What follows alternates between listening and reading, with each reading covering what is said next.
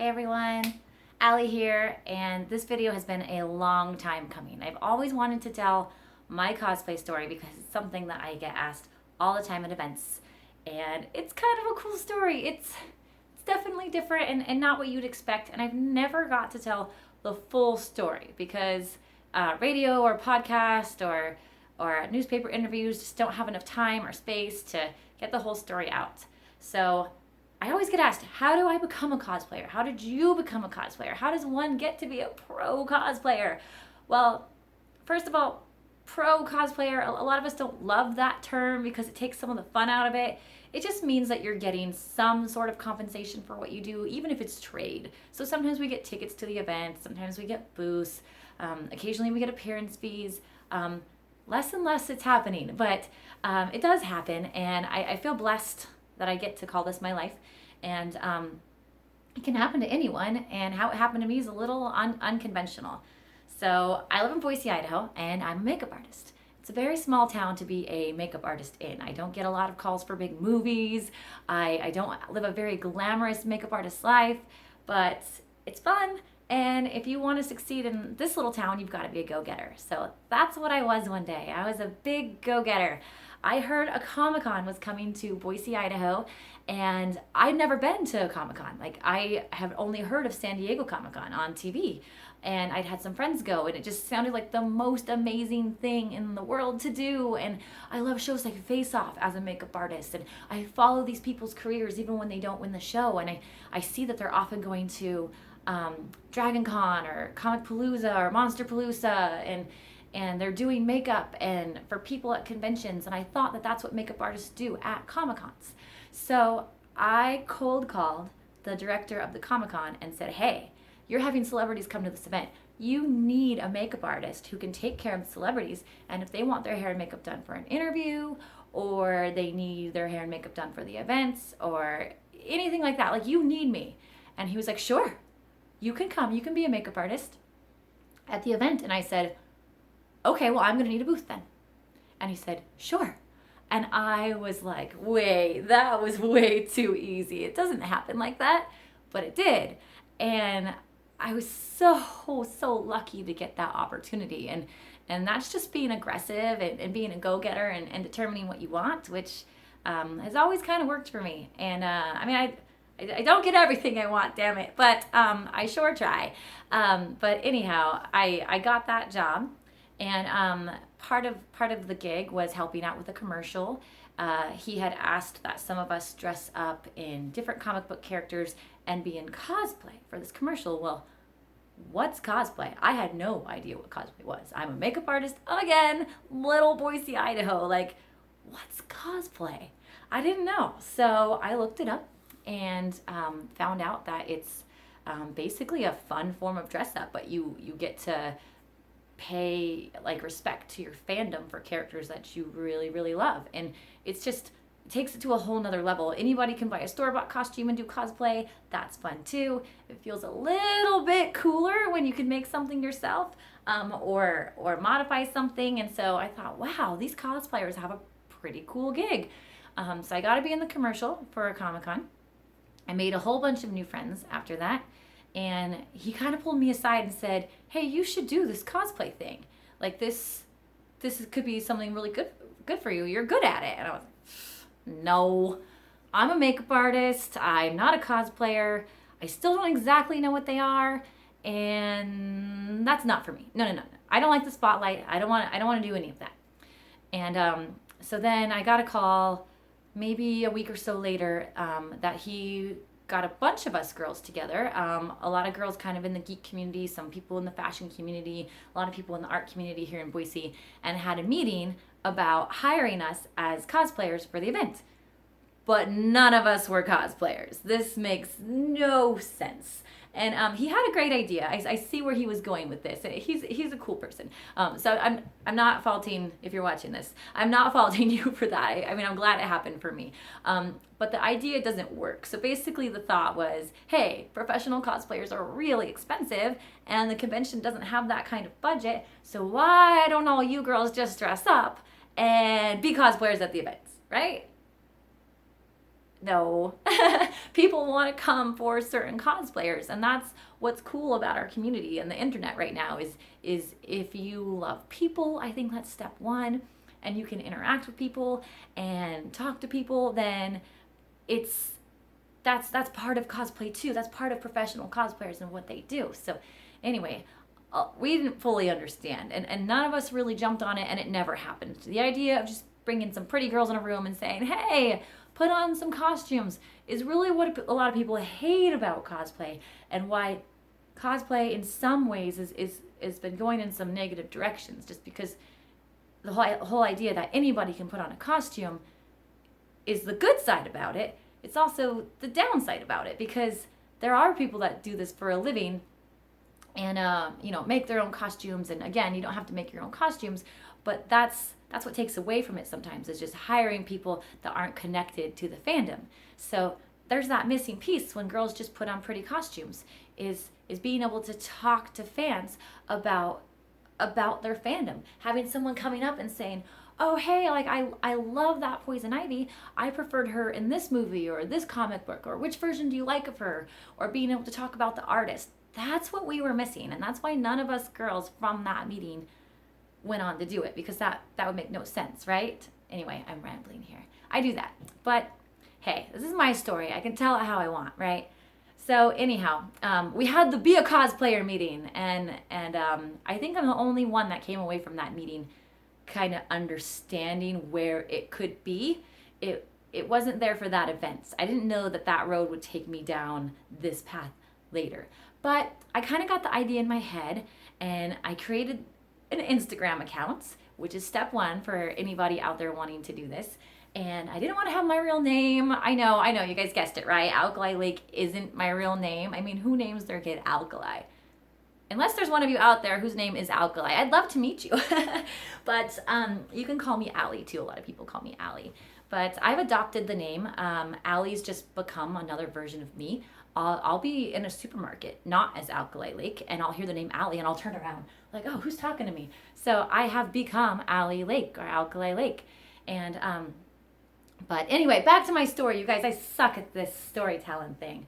Okay, so I created an account, and I gave myself a different name, and comment below if you can get the reference. I'll give you a clue. There's your clue. So yes, it's definitely a comic book reference. I'm a big 90s Saturday cartoon or after school cartoon fan. So things like Batman, the animated series, X-Men. I loved all that stuff, and it's what I ran home to watch. So anyway, I gave my Instagram name a 90s cartoon reference. So I showed up to the events in my cosplay, and I was there to do makeup, but people kept coming up to me asking me for prints, because the director put me in the same row as the cosplayers. And the cosplayers that were there were Joni Brosis, who is one of my best friends. I love that girl. And Leanna Vamp, who is just cosplay idol. She's just like up here for me. And it could be because she's just one of the very first cosplayers that I ever met. So I was next to Leanna Vamp and Joni Brosis doing makeup for convention goers. And I kept having people come up and saying, hey, where are your prints? Prints? What are prints? I don't know what you're talking about. I still didn't quite have a grip on this cosplay thing. I kind of knew what it was. And now people are asking me for prints. And then I look over, and I was next to Hot Nerd Girl. Oh, I love Hot Nerd Girl. She's like smartest, geekiest, coolest. Like she's like geek of all geeks. I love that girl. Anyway, I was next to her, and they were all selling prints or different things. Hot Nerd Girl doesn't really do prints so much, but she was doing buttons and I think promoting a calendar or book. But I just noticed that they were selling stuff relating to their cosplay. So I thought, wow, these girls are kind of doing something cool. I sort of want to be part of that, like Little Mermaid reference, like part of their world. It was just the neatest thing to be part of that experience. And the interesting thing about that whole ordeal was that in the paper, the Idaho paper, I was featured as a cosplayer, not a makeup artist. Blew my mind. Here I'm sitting with like 300 followers, maybe 400 followers on Instagram for this new cosplay thing I started. I had one cosplay made, definitely nothing cool, and I'm in the paper as a cosplayer. I still can't quite get my head around how that happened. But I guess it just took off because here I'm in this commercial, I'm in the paper as a cosplayer, and next thing I know, it's just up and up and up, and that's how it started, you guys.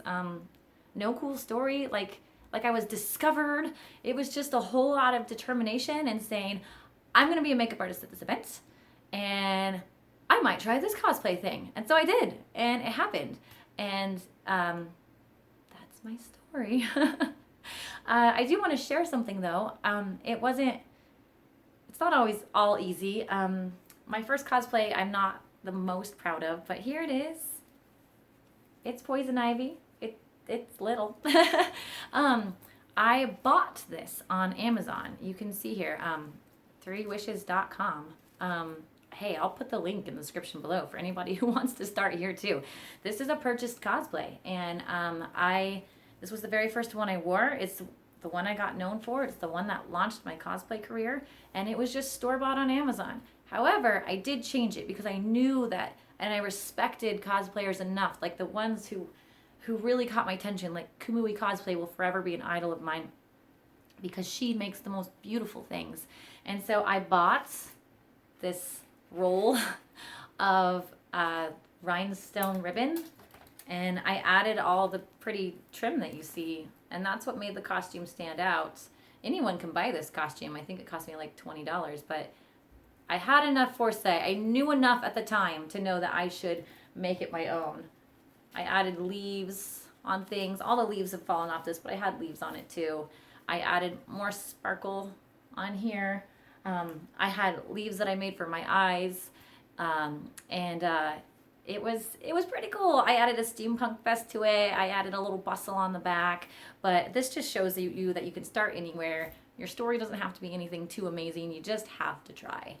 And now I want to show you where something like this comes from and how it turns into something like this. I got better and better and better. The harder I worked and the more I wanted it, the more I kept going, the more I realized I needed to upgrade my skill set from inexpensive store-bought altered, which is still cool. You guys, don't let this deter you. Just because I'm saying I graduated from this doesn't mean you have to. You're just always as good as your last cosplay, and I want my next cosplay to be better than my last one. I just want to constantly get better and better and better. So these are handmade Wonder Woman bracers, and I sculpted the eagle and added all this trim and created these myself. They're foam on the inside, just like craft foam you get at the store.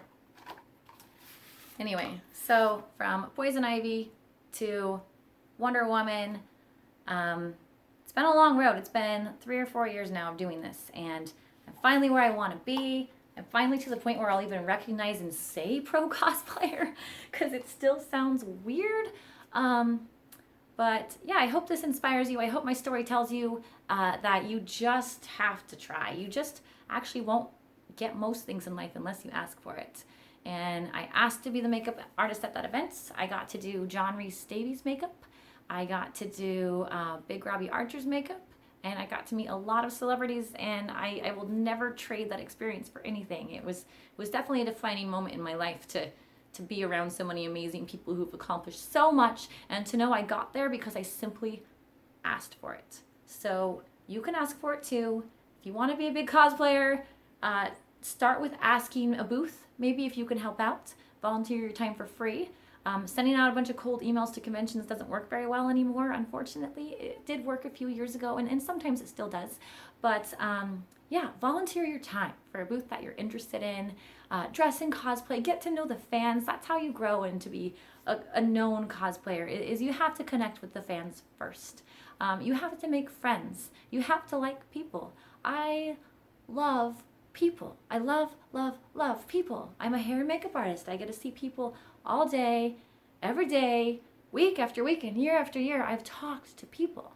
And so it's it's been easy for me to have someone walk by my booth, or even if I'm not working in my own booth, even if I'm working someone else's booth, which I've done before, is to see a fan walk by and say, oh, hey, that's your Gryffindor, or, oh, I love that Dalek, or, this is, understanding the fandoms and understanding why people are into the fandom. So don't just cosplay to put on a costume. If you want to be a pro cosplayer, connect to fans. Love the art. That's where you start. Love the arts. And always speak to people. Always get to know people. Because just putting on the cosplay to make it to my level, which I'm still a small little ducky duck in this little cosplay world, there's like the Negris and the Yayas and the Leannas and the Nicoles who are so killer cool, and I think I can be that someday. Definitely can. But it all starts with being able to connect with people, talk with people, share your stories, and that's where your success will lie if you want to be a famous cosplayer someday. Hopefully I can take my own advice and be one of those famous cosplayers someday. But for now, I'll stick with meh. Just kidding. No, I'm real confident in myself and my skills, and I'm rambling again. Oh, jeez. I don't know why I do that. I ramble a lot. Rambling again. Now I'm in a loop. I'm in an infinite rambling loop. Crap. Back to cosplay. You can do it! Put a costume on, talk to people, and have fun.